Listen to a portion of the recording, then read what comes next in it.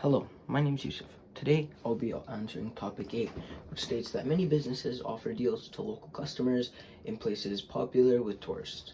For instance, look at locals in Paris regularly receive discounts at different restaurants and attractions. If Paris attracts so many tourists, why do their businesses offer deals to local people? So, to solve this question, I'll use price discrimination and a little bit of elasticity.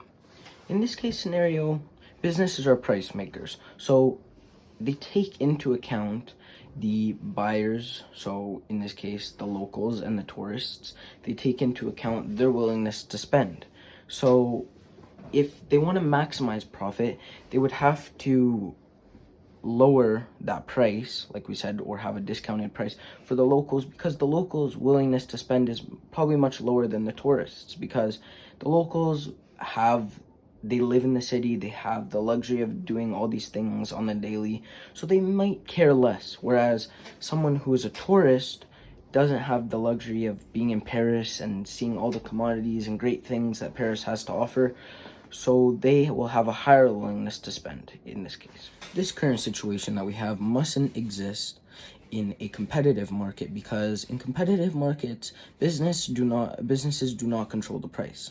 So if we look at the other side, where it is a non-competitive market, businesses do control the price in a market, so they are considered the price makers, and that is why businesses are able to take into account this group is willing to pay this much, this group is willing to pay this much, so they take the willingness to pay into account, and they take those numbers and then they use it to their advantage. So that is called price discrimination.